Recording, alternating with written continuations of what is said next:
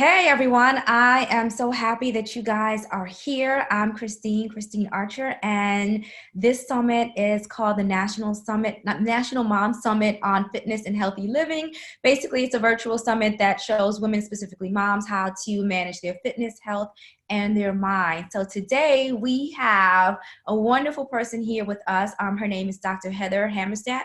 She's actually an emergency physician who specializes in lifestyle medicine. So I am so excited to have her here. And I'm just going to turn it over to her so she can kind of give us a briefing of who she is. Yeah, sure. Thanks so much for having me. This is really fun. I love talking about these topics and, educating people around food and their value and their body and their mind. So I'm really happy to be here today. So I'm Heather Hammerstead. I'm an emergency medicine physician by training. I have about 15 years of clinical experience. But when I was still in medical school, I went and got my health coaching certificate because I realized even then, what we were missing in our medical education system about food and exercise and mindfulness and all of these things. And so I'm really happy to have discovered this new specialty called lifestyle medicine in the last few years. And it has really brought everything full circle for me. So figuring out how we can use food and mindset to prevent and reverse chronic disease, but at the same time getting to the same hormonal issues that cause obesity and weight issues, and doing that in a in a very comfortable, kind way to get people to use real evidence to get to the weight that they want to be and the mind they want to be, without products or BS. Can I say that on this? Yeah, yes, you're fine. So that is actually wonderful because we live in such a quick fix world these days. So it's kind of like, you see one body image and then you see the next, and it's almost as if there's no work in between, and we kind of, kill ourselves with what is popular these days. So I'm just so happy that you're here to talk about this. So I know for a fact I want to learn everything that I can learn, and hopefully you can share a whole wealth of information here about emotional eating. So just tell me, what is your perspective? What are your thoughts on emotional eating?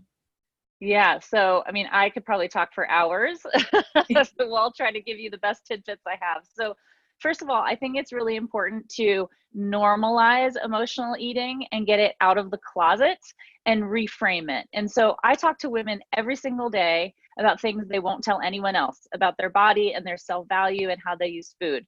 And we all struggle with some amount of emotional eating or some type of food relationship issue. So if you're one of us and listening to us today, then heed this. You're not alone. And tell me that I'm not describing you, right? Like, we all are these badass women that have so much in us to take back the world, and we deserve the confidence in ourselves and our self capacity to know that we can tackle this last problem that everyone has, right? But sometimes, even when we're eating healthy, the rest of the time we're still ending up with weight issues because of this, and it causes a lack of confidence in the way we move, and sometimes even has you feel a lack of control around your food choices. And when that happens, it changes the way you feel about you. Your sex life might suffer, your family life might suffer. You may not be as willing to take on the world with your children or run the boardroom or even just run around and chase grandkids. But the thing is that I'm here to show you that we can fix all of that, because as I always say, it's not about willpower, it's about skill power. And Yeah. that's because our bodies are smarter than us. They were built for thousands of years of staying in an energy balance so that you'd survive. And when you're in some sort of broken feedback mechanism that involves food, which we'll talk about, you can't overcome that with willpower, but you can with skill power. So that's what we're going to talk about today. So first off, I just want to say that I am going to steal that. Willpower, not willpower, but skill power. And I think that's so critically important because a lot of times when I honestly talk to women about fitness and just, along their journey and losing weight, I usually try to tap into why they want to do it to begin with, because I think that really will determine how successful Absolutely. to be.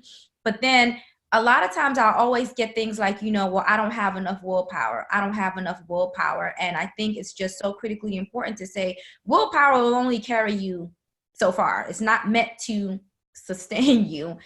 So we Yeah. honestly do have those conversations as well. But, yeah, I'm just going to have to steal that. Willpower, not willpower, but skill power. So Well, when so much of this is just trying to change the change the blame game, right? So when you're talking about calling something willpower, then when you stumble, which you will, because our bodies are complicated and life is complicated, then it's like your intrinsic failure. But if you reshift this into needing the skills like you do in education and going to nursing school or going to medical school or whatever it is, right? Learning those skills, then it changes that, right? Like I need to practice this skill better, right? Or the next thing I was going to talk about is reframing emotional eating into food addiction. And so that again changes the conversation that we're having in the internal emotional like ladenness of that, right? So if I'm emotionally eating, I'm failing to control my emotions and it's my fault. Whereas it's food addiction, which we can talk about if you want, it's like,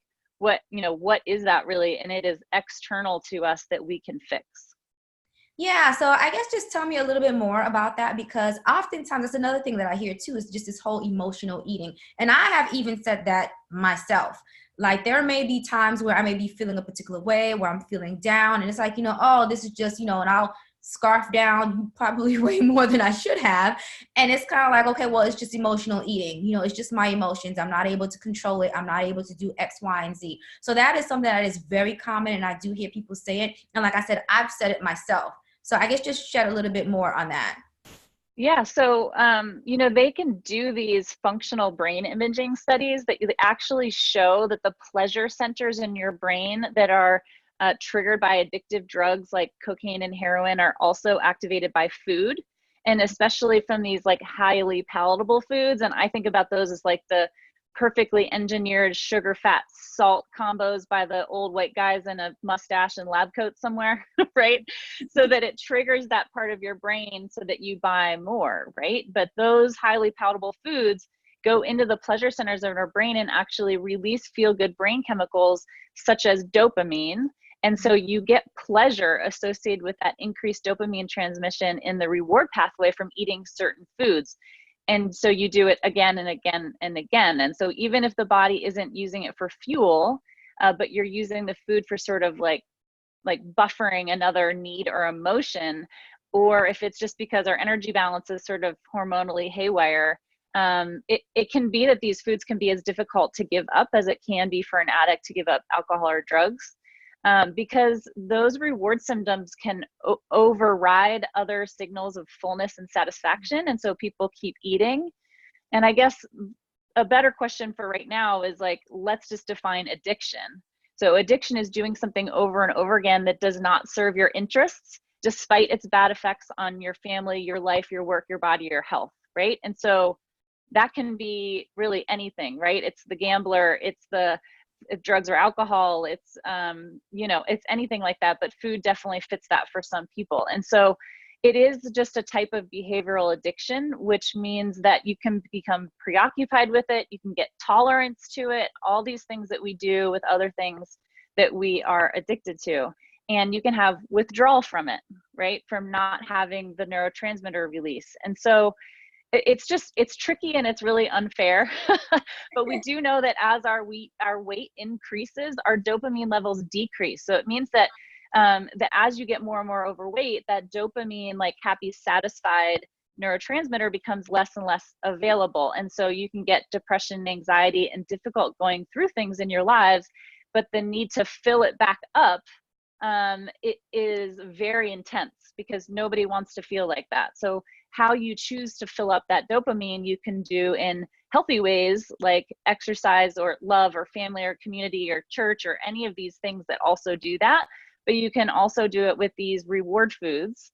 And when those reward foods are gone, then you're like, ugh, right? And then you want to get it back. And so we all have this in some way. Like, some of us may have it a little bit when we've had a rough day and we find ourselves eating a little bit more of something that we wanted, where other people like really, really are stuck in this big addiction standpoint.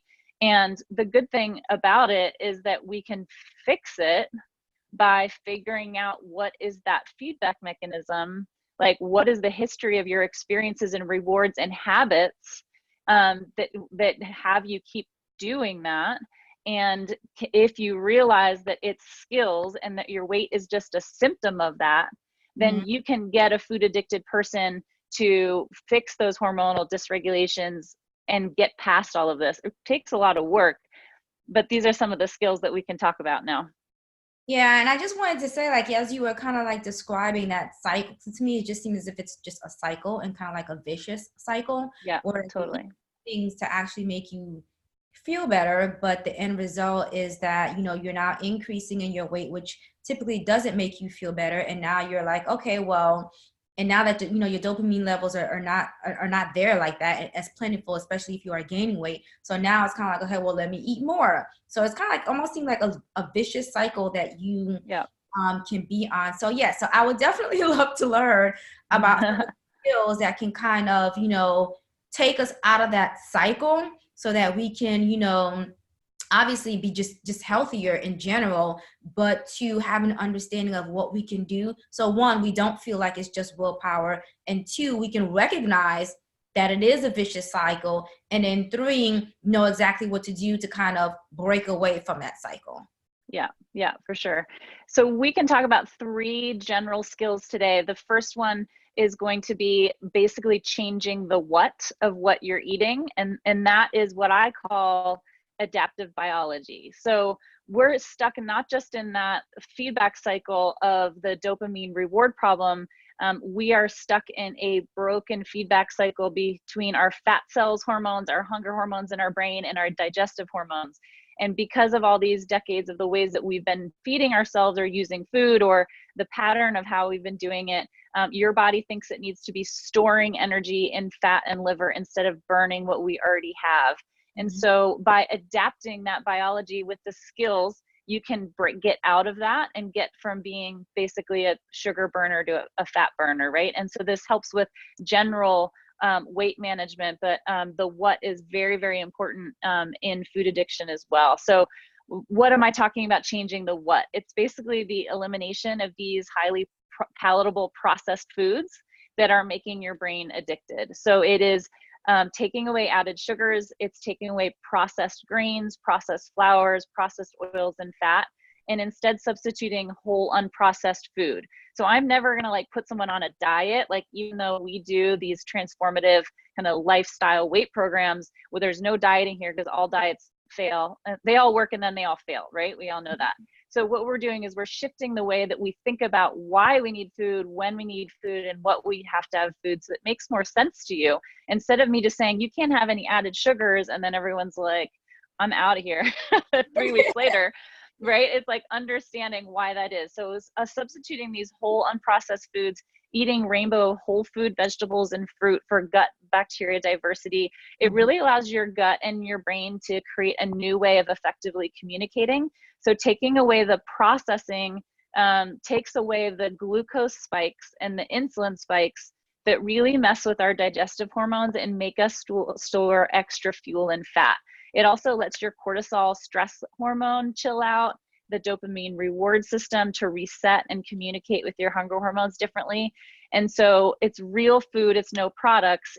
I'm not saying it's easy, but if you create the skills to create food that's physically satisfying out of the things that we know serve us, you can be full longer. You can work on the why of what you're eating and when you should be eating it, when you're not like, when your body's not schizophrenically like responding to glucose and insulin spikes. So I know that that's a little bit nerdy, but that's kind of the way that I am. I think additionally, like allowing time after you cut out the processed food to realize that you're going to have food addiction withdrawal. And some people, this can be 1 to 3 weeks, and you just need to realize that it will indeed pass. And that at the end of that, you're going to be sleeping better, having better energy, not reaching for things that are refilling that dopamine while you figure out other ways to do it. So that's my kind of overall summary of the what. And I think that's excellent. And, you know, and I love the fact that you've said a couple of times that it's not going to be easy, and that what I'm reading from this, that it's actually, you know, a lifestyle change and really getting to the point of where you have to make better and wiser choices for the long term and not necessarily Absolutely. for the short term. So, yes, and it is amazing because, like I said, we do kind of live in a microwave world these days where processed foods are just easier. I'll put that in quotations because I don't know sometimes if they're necessarily easier all the time, but definitely quicker to Yeah. obtain than actually getting whole foods. I will definitely say I think that we live in a world where processed foods, fast foods, those types of foods are more accessible and more affordable, which I think is a sad shame, as opposed to choosing different options. So I'm glad that you said that it's just not going to be an easy fix, but and which is another reason why, you know, in doing this work, I'm often, you know, telling women and telling moms, especially moms, because I just feel like, you know, you're kind of setting an example for another generation that is watching and is to come. And it's kind of like we have to kind of set precedents in terms of, okay, what should nutrition look like? What should health look like? What should fitness look like? Like I said, because our kids are watching us. So really having an Yeah. understanding of the what is to me, in my opinion, is critically important. Yeah, and so I'm a mom. I've got two little people, and I have to say that watching them figure out what they're supposed to be doing, even at ages 5 and 8, is pretty astounding. And I think that we owe it to them, just like we teach them about math and kindness and community and spelling, right? That this should be something that they don't end up with the same habits and broken feedback mechanisms as we do that lead to chronic disease, but also to weight issues. Quick story, because you're talking about kids. My 8-year-old wanted to sit on a group coaching call with me the other day, and I stuck him off to the side, and he had his little book, and he's like getting closer and closer and closer until his face was like right in there. And he was like tapping me on the shoulder, and they're asking about added sugars. And he's like, I really want to say something. I said, okay. He goes, well, my mom told me I can't have more than 20 G's of sugar every day. And when I want to make orange juice, I squeeze an orange and I put water in it. And all these like ladies are taking notes. It's hilarious. Yeah. Okay, let's talk about skill 2, the when. How's that sound? Yes, perfect. So adaptive biology, again, is something that that feedback mechanism between all of our hormones. The when is really, really important. It's just as important as the what, but they are intertwined. What you eat tells your body how much energy it can have right now, like through the spikes of glucose, and then what insulin decides to do with it. And if done correctly, it can, again, like I said, communicate with your dopamine reward system to kind of chill that out while you find something else to stimulate it. When you eat, tells your body that it has to be worried about where the next bolus of energy comes from or not, meaning how it decides to store or burn what you have, and telling you what you need to eat now or not. So if you're eating all of the time, your body and brain think you need to be eating all of the time to provide energy, and it will tell you to eat even if you don't need to eat, right? Because it doesn't remember that it knows how to do and knows how to get it on its own. If you take breaks between eating, your body and your brain realize that it knows how to access the energy stores in your fat and liver, and to make it and even to make it on its own. So once you get used to this, your hunger hormones are going to be less stimulated, your dopamine reward system is going to be less stimulated, and you're not going to be like reaching in to eat things when you know you don't really need to. And so what it is, I think, is just realizing that your body's really smart. And just because we've been tricking it by having small frequent meals forever, or large frequent meals forever, that it doesn't mean that you need that.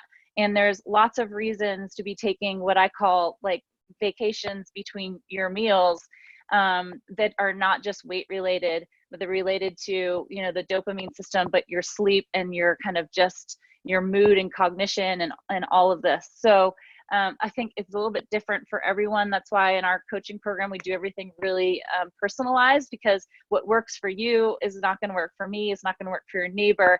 And you really have to kind of get into all of those and kind of make yourself a little scientific method and experiment. But it's a little hard to do that when it's just you and you don't know if you're doing the right things or not. So that's my skill 2. Yeah, so thank you for sharing that, because the when is honestly important. I mean, I think it is important, and I know a lot of times when I'm working with moms, or I'll meet people that will literally say, you know, well, they don't eat until like the evening time, or they're eating every hour on the hour they're eating. So I do think it is important to kind of know when, and to really start to get to a point, like you said, like, you know, our bodies are smart, and to honestly train our bodies to know when it is time for us to eat and to actually recognize those signals as well. So I think that is pretty. Absolutely. So skill number 3, what is that? Mindset mastery. So figuring out how to rewire your brain for the why of why we're eating. And for this, for food addiction, very, very important for us to understand this. We make 60,000 thoughts per day, and we're only aware of like a tiny little bit of them, right? Because you wouldn't be able to function otherwise. So to do that, your brain has made these subconscious thought pathways around it, how it uses food and how it tells you to use food that you're not aware of, or you're, based on your habits. And if you're food addicted, then these, pathways that you've created subconsciously are not serving you, right? So the good news is that while we don't control our circumstances, we do control our thoughts. So if you can find a way to get in, identify, and recognize those thoughts, those subconscious thoughts, then you can have the opportunity to change them, which will change the feelings you have and the actions that come from them, and then the results. So if you can find the thought and control the thought, insert one that will get you the results that you want, whether that's about your value or why you use food or what food means to you or whatever it is, then you're going to get those new results, and your brain will eventually make those, what I call them, kind of thought train tracks that are serving you. And then you become that like the like waltz past the cookie jar kind of person at work, where you could never have imagined that for before. And I think that this is really easy to minimize and be like, whatever, that sounds ridiculous. Like, how can I control my future like that? But it really is neuroplasticity. It's the fact that we make 700 new brain cells every day, and they're searching for ways to make new pathways. And that's no matter how old you are. And it's very, very powerful. It has changed my life. This approach to how my brain works has changed my family's life. It's now changed, hundreds of my clients. And it's easy to walk past that and not want to do that deep work. But if you don't do the serious work on, why you want to change your life around this, it's not just the number on the scale. It's family, energy, work, confidence, self-value, sex, how you show up in the world, right? If you don't do that work and like write it all down and focus on that, then all of these things are going to be hard to do, because if it was just the number on the scale, right, we wouldn't be in this problem, right? Yeah, I agree with you wholeheartedly. And a lot of times, when I'm working with people and even with myself, I tend to because I'm very much into guided imagery. So pretty much, really thinking about what it is that I want, what it is that I want to be, how I want to show up, and what it would be like. And the great thing about that, and not that I've done a ton of research, but I have read that, your brain doesn't know the difference at all. So why not feed it thoughts of what it is that you actually want, so that, you can act accordingly. So that is definitely one of the things that, I know when I speak to women, or I speak to moms, I often say like, well, what would it mean to you to have this that you're saying? And what does that look like? Like, think about that. Like, literally picture it in your mind. Like, what would it look like? How does it look? How does it feel? What smells do you actually smell, doing that? So yes, I agree with you wholeheartedly. Yeah. It is about it's not just it's not just that your brain doesn't recognize the difference, but I think that is true. It's that when you have the opportunity to be in that situation that you envisioned, you know what to do, right? So, it's, if you've practiced it in your mind, like I do, I call mine sort of morning affirmations, right? And I get up and I tell myself how awesome I am and how great my life is and what I want to do, and like all these things that seem really forced and terrible, because you're like, all right, I'm just going to say it again. I'm going to say it again. I'm going to say it again. But what turns out is that when you get into that situation where, you're at work and someone was looking over your head to give a project to or something, and you're like, no, hey, actually, like, I already know how to act the part and be the part, right? Yeah. It's not fake it till you make it. It's fake it till you become it, right? It's so funny because I have a mentor and a coach who calls it the woo-woo stuff. And she's like, Yeah. it's definitely that stuff that we need. It's the woo-woo, but it's really important, and it's critically important to actually making lifestyle changes. Absolutely. So on my team, in our coaching program, people get a personal weight coach and a personal mindset coach, so that we are really getting at the what and the when in your life, and really getting at that why. And you said this before, I keep saying it's not easy. Like, The biggest things in life are not easy. And everyone that, I get on the phone with to see if this is something that they want to do to change their life, I'm like, okay, what are you going to do when it gets really hard? Yeah. Right. Because I want to make sure that people are ready for action and not consuming more information. Yeah, I agree with you wholeheartedly. Thank you so much for this interview. I certainly have learned a lot and definitely have an even better perspective in terms of just emotional eating. I know that you have a free gift for our audience, for people who are listening. So I want to give you an opportunity to share about that. And then also, if you can share with us, where would people be able to learn more information from you? How will they get in contact with you? All that good stuff. Yeah, awesome. So I am the founder and CEO of Wholist, WHOLIST, and that's a play off of, in medicine we call everyone, hospitalist or cardiologist or something like that. This is whole body lifestyle medicine, and I do telemedicine consults here in the Northwest, and then we have a 12-week transformational program around body and weight, and getting people to really lose weight for the last time, but do it in a way that is sustainable. And again, held with real work, but kindness. And it's been really, really fun work. So you can find me in a bunch of different ways, at Wholist Health on Instagram and Facebook. I also have a Facebook group, which is public, that we like to banter around lots of health and wellness questions and kind of crowdsource each other. That is called Curate Your Health. I also have a podcast anywhere that you subscribe to podcasts, also called Curate Your Health. And my website is wholisthealth.com. Today, I have, I think, 2 free options for you.